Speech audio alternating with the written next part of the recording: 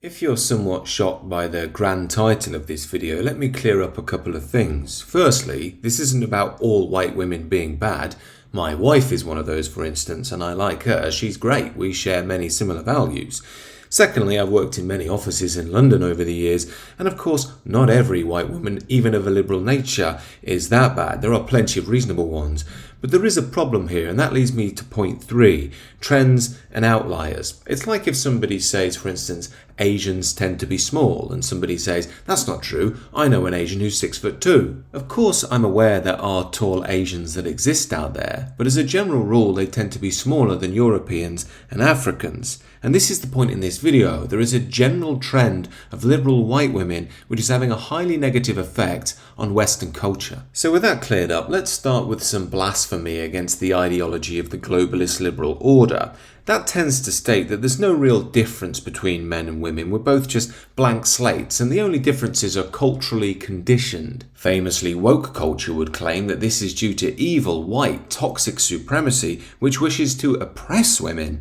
But of course, anybody who's actually looking at things with a neutral gaze will see there's an evolutionary, biological, social, and spiritual history to both men and women, which makes them unique and distinct. You could say, broadly speaking again, that females have qualities such as caregiving, compassion, agreeableness, emotional awareness, yet have flaws in the areas of things like over-emotionality and a sort of toxic empathy that can smother young boys especially. Men, meanwhile, have qualities such as directness, physical strength, vision, practical logic. However, some of their defects can be a certain intransigence, maybe an excessive aggression at times. This understanding is pretty much universal around the world, and it also formed the basis of the Western model of the family, where the man would go out into the world, strive to bring back resources to feed the family, and then the mother would use her skills to tend to the children and create social bonds with the further community. Of course, rightly or wrongly, that model stopped with the advent of feminism. We had the first wave of feminism, which was more about the female vote. Then we had the second wave, which was more about women going into the workplace. And then we had the third wave feminism, which is more about wokeness. It's this third wave especially which has moved from the notion of a female and a male being companions to competitors. Hollywood, for instance, is very keen on exhibiting females as being able to do anything that men can do, which they often portray as stupid.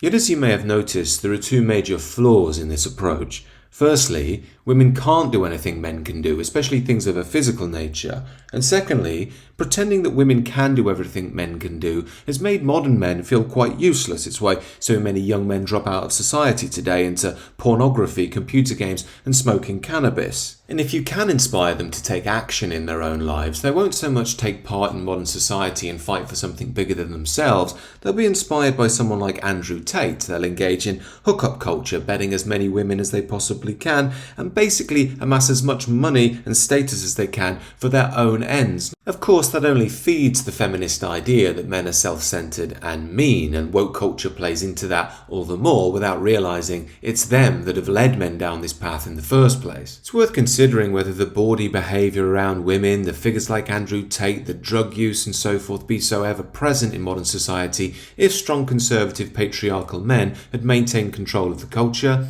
I'm not sure it would.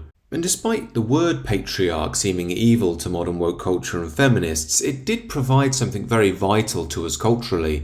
That was a sense of a point to our lives, a transcendent aim which gives us structure and a unity. Of course, it tends to be men historically that step out in the world, achieve things and endeavour, while women tend to be more prone to creating pleasure and happiness and safety in life. Now, when you understand this model, you can understand an increasing feminization of Western culture. We've lost a point to who we are and what we are. Life nowadays is more about not offending anybody, feeling comfortable, pursuing things for their own ends. And with that, we have a great hole of meaning in our culture. As I say, that's filled by men by embracing people like Andrew Tate and self-centeredness, or something like just dropping out of society, where many women, and some men to be fair, instead have turned against Western culture itself and find meaning by simply deconstructing it and calling it evil. Now, it seems to me if we keep doing that, all that will be left eventually is a pile of rubble. However, that hasn't stopped the corporations with their DEI initiatives promoting an army of women such as this. Ariel Fodor, affectionately known as Mrs. Frazzle to her combined audience of over 1.5 million followers,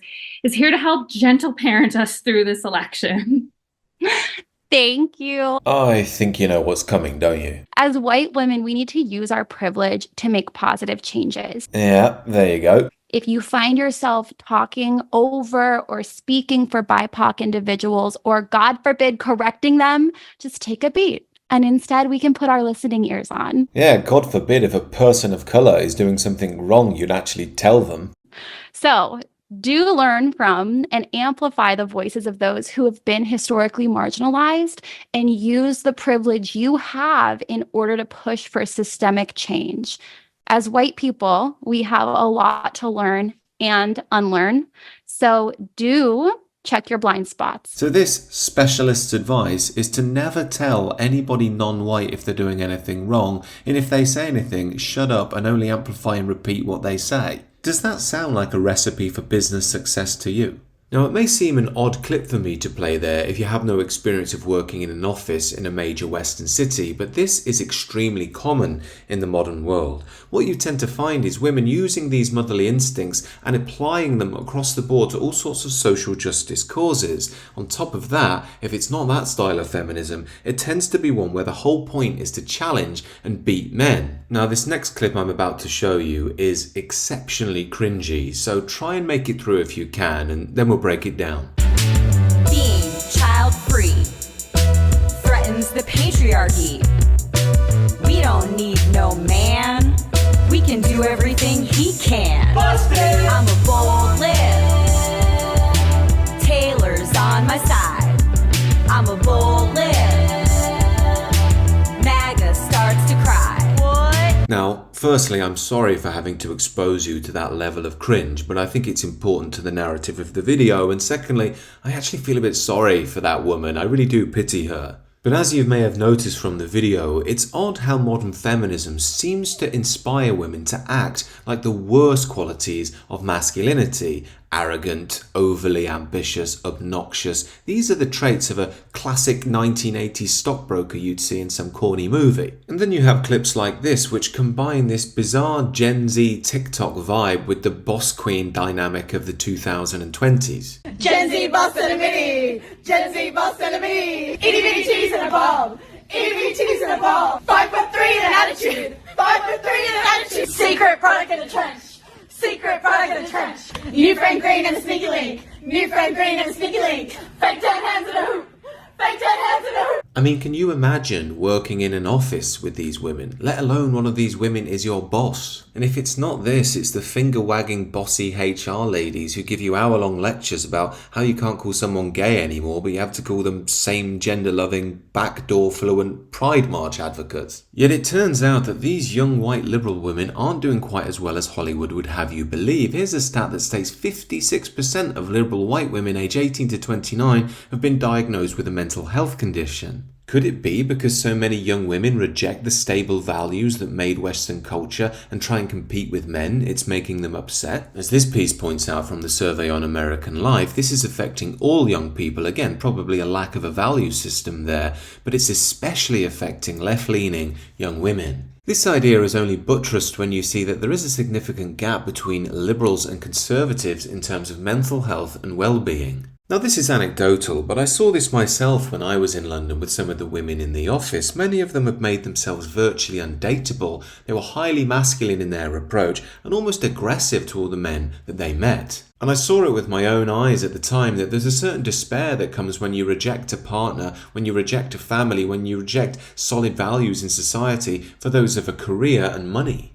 And of course I don't say any of this out of hatred. I believe all people, especially women, need solid values, solid structure around them, support, care and love in order to thrive and grow in life. Yet it seems to me that the mainstream woke culture tells women tacitly that they're some sort of failure if they decide to have a family and that they should be some all-conquering masculine girl boss. And also, you can get away with that a bit when you're young, but as you get older, the lack of structure, the lack of values, the quote-unquote world of free sex, the lack of a husband, the no strong community, the no God, all replaced for just money and woke ideology and gay pride marches. All of this in time, as many of these liberal white women age, makes them all the more bitter and vengeful towards what they view as mainstream society and the toxic male patriarchy. And of course that leads to a twisted worldview, half of vengeance, half of a misused motherly instinct to love and care, while they vote for increasingly left-wing parties that seem to want to deconstruct the very core of Western culture itself. And as we've seen, what this leads to is a birth rate collapsing across Western nations, which incentivizes the woke politicians and the neoliberal economic leads to bring in a replacement population. Of course, liberal women also back this too, because they don't want to be racist, despite the inherent dangers this also brings them. Of course, if a woke woman heard me say that, she would just be apoplectic with rage because, of course, I'm supposedly racist. I'm the danger as an evil, toxic white male, according to them.